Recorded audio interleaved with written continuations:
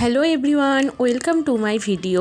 আজ আমি আপনাদের সাথে শেয়ার করব ভাত, রুটি বা পরোটার সাথে খাওয়ার মতো খুব সামান্য কয়েকটি উপকরণে ও চটজলদি বানানো যায় এমন একটি চিকেনের রেসিপি, যার নাম হলো গন্ধরাজ চিকেন। এটি বানানোর জন্য আমি 750 গ্রাম চিকেন ভালো করে ধুয়ে জল ঝরিয়ে রেখেছিলাম। এরপর এতে আমি দিয়ে দেব পেঁয়াজের রস। এখানে আমি 3টে পেঁয়াজ বেটে তার থেকে রসটা বের করে নিয়েছিলাম। এরপর দিয়ে দেবো 1 চামচ রসুন বাটা। এখানে আমি রসুন বাটার পরিমাণটা বেশি দেব না, যেহেতু গন্ধরাজ চিকেন তাই গন্ধরাজের একটা ফ্লেভার থাকবে। আর রেসিপিটি খুব কম তেল মশলায় খুব সুন্দর স্বাদযুক্ত হবে।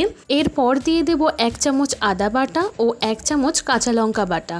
রেসিপির রং যেহেতু সাদাটে হবে তাই আমি এখানে কাঁচা লঙ্কা বাটা ব্যবহার করেছি। আপনারা ঝালটা আপনাদের পরিমাণ মতো অ্যাডজাস্ট করে নেবেন।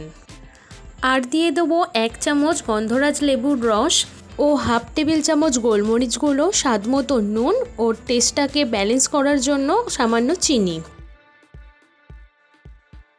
আর দিয়ে দেবো 100 গ্রাম টক দই। এখানে আমি টক দইটাকে নুন দিয়ে ভালো করে ফেটিয়ে রেখেছিলাম যাতে এর মধ্যে কোনো লাম্পস না থাকে। এবং দিয়ে দেব 2 টেবিল স্পুন রিফাইন্ড অয়েল। এখানে আপনারা চাইলে সর্ষের তেলও ব্যবহার করতে পারেন। এবার একটা গন্ধরাজ লেবুকে ভালো করে ধুয়ে নিয়ে এর সবুজ অংশটা গ্রেট করে দিয়ে দেবো এর মধ্যে। কিন্তু গ্রেট করার সময় একটা জিনিস মাথায় রাখতে হবে যে এর সাদা অংশটা যেন বেরিয়ে না যায়। সাদা অংশটা দিলেই কিন্তু তেতো হয়ে যাবে, আমাদেরকে সবুজ অংশটা দিতে হবে। এবার সব উপকরণ ভালো করে একসাথে মিশিয়ে চিকেনটাকে ম্যারিনেট করে 30 মিনিটের জন্য ফ্রিজে রেখে দেব। আপনারা চাইলে নর্মাল টেম্পারেচারেও রাখতে পারেন, আবার ফ্রিজেও রাখতে পারেন। ম্যারিনেট করে 30 মিনিট রাখার ফলে চিকেনের মধ্যে সব মশলা ভালোভাবে ঢুকে যাবে। এরপর আমি কড়াইতে 50 ml মতো রিফাইন্ড অয়েল ভালো করে গরম করে নেব। আবারও বলছি, আপনারা চাইলে সর্ষের তেলেও রান্নাটি করতে পারেন। তেলটা ভালো করে গরম হয়ে এলে এর মধ্যে দিয়ে দেব দারচিনি, কয়েকটা ছোট এলাচ ও তেজপাতা। অনেকেই আছেন যারা গন্ধরাজের ফ্লেভারের সঙ্গে গরম মশলার ফ্লেভার পছন্দ করেন না, তারা গরম মশলাটা স্কিপ করে যাবেন, না দিয়েও রেসিপিটি তৈরি করতে পারেন। এরপর আমি দিয়ে দেব 3টে বেটে রাখা পেঁয়াজ, অর্থাৎ 150 গ্রাম মতো পেঁয়াজ। পেঁয়াজটাকে মিডিয়াম ফ্লেমে 4 থেকে 5 মিনিট মতো ফ্রাই করে নিতে হবে, যতক্ষণ না পেঁয়াজের রং হালকা লাল হয়ে আসছে। দেখুন পেঁয়াজটা ভাজা হয়ে গেছে, রংটাও চেঞ্জ হয়ে এসেছে। এরপর আমি ম্যারিনেট করে রাখা চিকেনটা এর মধ্যে দিয়ে 7 মিনিট মতো হাই ফ্লেমে কষিয়ে নেব। এতে চিকেনের পিসগুলো খুব নরম থাকবে, শক্ত হয়ে যাবে না।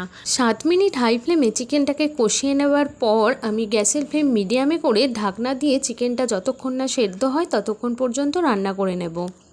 দেখতেই পাচ্ছেন এখানে মশলা থেকে তেল আলাদা হতে শুরু করে দিয়েছে, তার মানে আমার চিকেনটা ভালোভাবে রান্না হয়ে গেছে।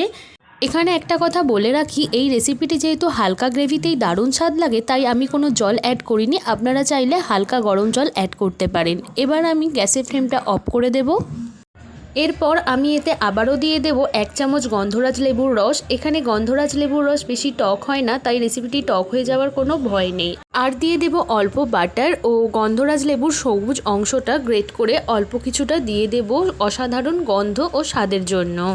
গ্রেট করে নেওয়ার সময় আমাদের আবারও অবশ্যই খেয়াল রাখতে হবে কোনোভাবেই যাতে সাদা অংশটা গ্রেট না হয়ে যায়, তাহলেই কিন্তু রেসিপির স্বাদ পাল্টে যাবে। এবার এই সব উপকরণ আমি ভালোভাবে মিশিয়ে নেব এবং সবশেষে আমি এর মধ্যে দিয়ে দেব 2টো গন্ধরাজ লেবুর পাতা।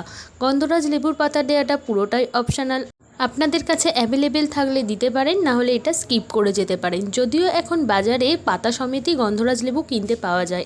এরপর এটা আমি ঢাকা দিয়ে কিছুক্ষণের জন্য রেখে দেব। আমার আজকের গন্ধরাজ চিকেনের রেসিপি পরিবেশন করার জন্য একদম তৈরি। রেসিপিটি ভালো লাগলে অবশ্যই লাইক, কমেন্ট, শেয়ার করবেন। আজ এই পর্যন্তই। সবাই ভালো থাকবেন। ধন্যবাদ।